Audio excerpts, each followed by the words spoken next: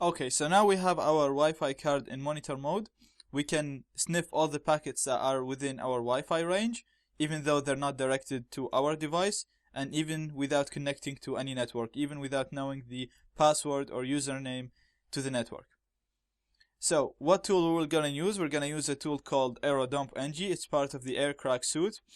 It's a packet sniffer, allows us to capture all the packets around us. We can run it against all the networks around us, so we'll collect any packet that are within our Wi-Fi range, or we can run it against a certain AP or access point, so we'll only be collecting packets that are coming from a certain Wi-Fi network. We'll see how we run the program first. First, you need your Wi-Fi card in monitor mode. I have it now in monitor mode, and the name of the Wi-Fi card in monitor mode, it's WLAN 0. So we'll just clear this, and we will run AeroDump ng and mon0. It's just as simple as that. Mon0 is the name of the Wi-Fi card that has monitor mode enabled on it. And now you can see it's starting to list all the networks around us. Another use of AeroDump-ng is to identify all the networks around us and to identify all the connected devices to these networks.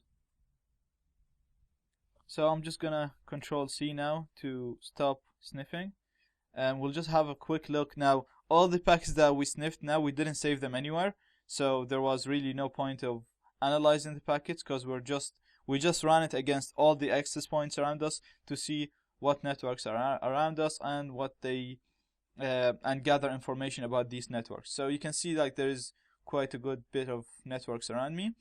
The BSS ID is the MAC address for the access point.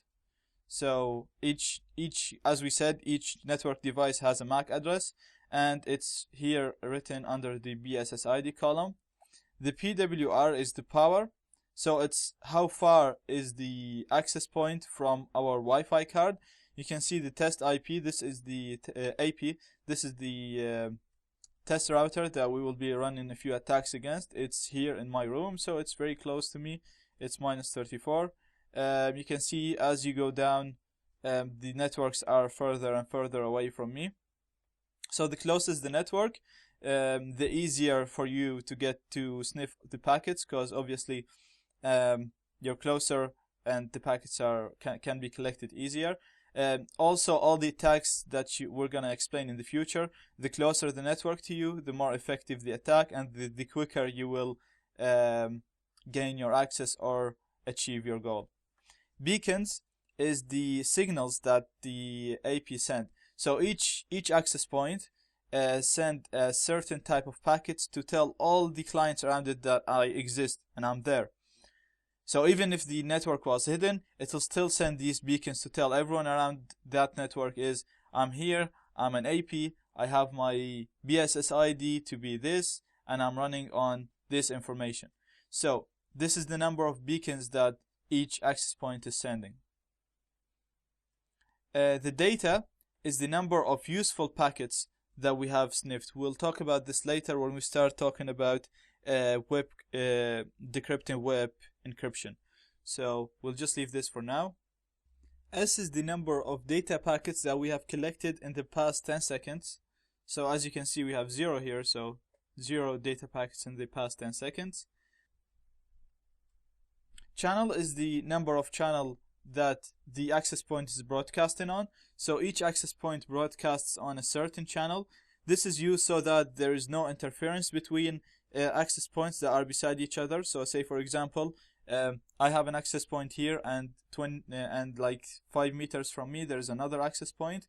If both of them are running on the same channel, there will be interference between those two access points, and the signal between them will be shorter. So the range of those access points will be shorter. So we use different channels so that there's no interference between the packets that are sent in the air.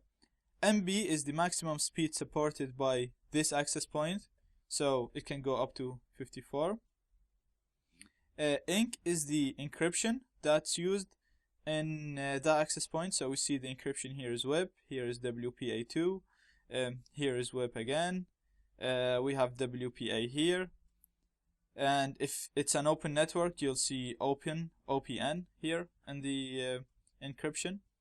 Cipher is the cipher that's used to decrypt the packets. So for WIP, it's WIP. But for WPA2, it can be CCMP, it could be TKIP. We'll talk about these later when we get into WPA cracking. Auth is the type of authentication that's required for this access point. So we have PSK, pre-shared key here. We have MGT for this one. And we'll talk about this later as well when we go to WPA cracking.